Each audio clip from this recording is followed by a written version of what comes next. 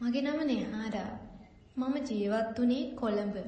මට කියලා හිටියේ මගේ අම්මයි තාත්තයි විතරයි. මට දැන් අවුරුදු 25ක් වෙනවා. මම මේ ගමට ආවේ ගුරුපත් වීමක් ලැබිලා. ගොඩක් ඈත තියෙන දුෂ්කර ගමක් මේක. මං දැන් මේ ගමට ඇවිල්ලා මාස 3-4කට වැඩි. මේ ගමේ ඉන්න ගොඩක් ගුරුවරු ගමේම අය. මමයි තව ගුරුවරු දෙන්නෙකුයි විතරයි පිටින් ආව ගුරුවරු විදිහට මේ ගමේ ඉන්නේ.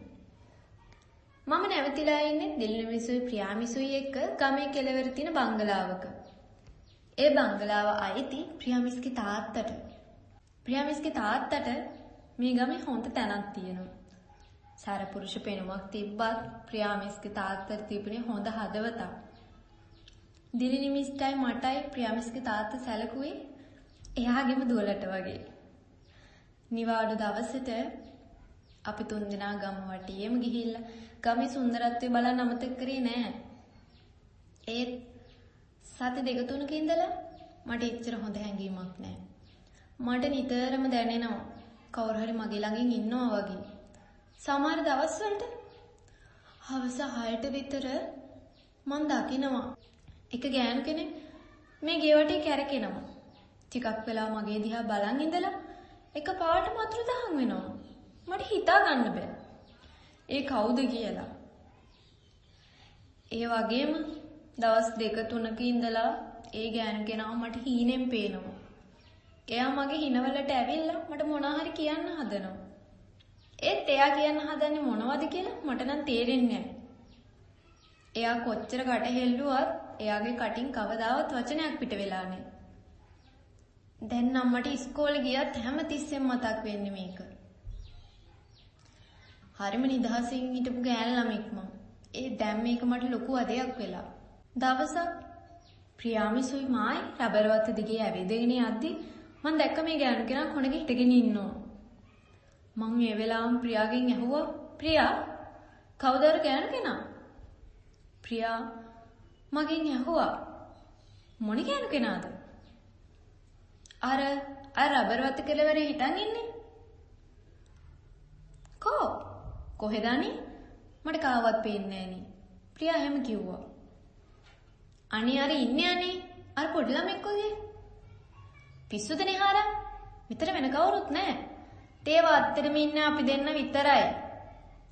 එහෙම කියලා ප්‍රියා ඉස්සරහට ගියා. එතකොට තමයි මගේ කකුල් දෙක පණ නැතුව ගියේ. දෙයියනේ. ප්‍රියා ගියේ ගෑනු කෙනාගේ ඇඟ ඇතුලෙන්. මට මතක මං ඇදගෙන වැටුණා විතරයි. මම හැරෙද්දි මම හිටියේ ප්‍රියාලයි ගෙදර. දෙයියනේ මං හොඳටම බය වෙලා හිටියේ. ප්‍රියාගේ අම්මා මාව පන්සලට එක්කගෙන ගිහිල්ලා මට පිරිත් නූලක් දැම්මා. ටික දවසක් යනකම් මං ඉස්කෝලේ ගියෙත් නෑ. මගේ හිතේ තිබ්බේ ලොකු බයක්. ඇත්තටම මං අවතාර විශ්වාස කරන කෙනෙක් නෙවෙයි. ඒත් මම දැකපු දේවල් ඒව බොරු කියලා හිතන්න මට බැහැ. මේ සිද්ධිය මම ප්‍රියාටයි දිලින්ටත් කිව්වා. එයාලත් පුදුම වුණා. මොකද මම හැමදාම පේන ගෑනු කෙනා ගැන එයාලටත් කියලා තිබ්බේ. ඉතින් ප්‍රියා මට දවසක් මෙහෙම කිව්වා.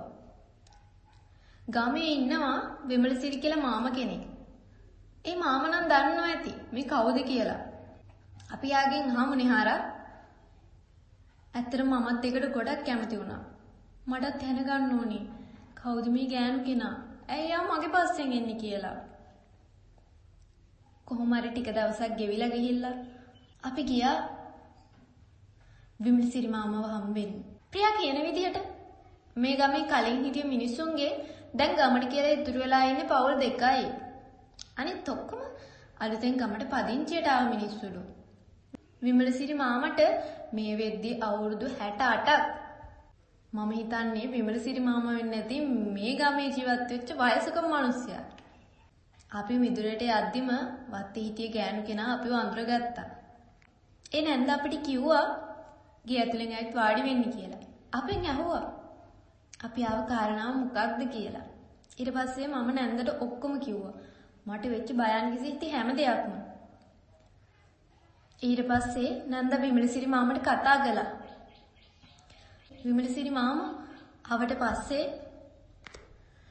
මම වෙච්ච එකක් නෑර විමලසිරි මාමට කිව්වා. විමලසිරි මාමා අනුකම්පා සහගත බැල්මකින් මන් දිහා බලන් හිටියා. පස්සේ විමලසිරි මාමා මෙන්න මෙහෙම කතාවක් කියන්න ගත්තා. මේ පිහිසුණු ආත්මය ගැන විල්සන් මාමා නිහාරට මොනව කියයිද? අපි ඒක දැනගමු ඊළඟ කොටසේ.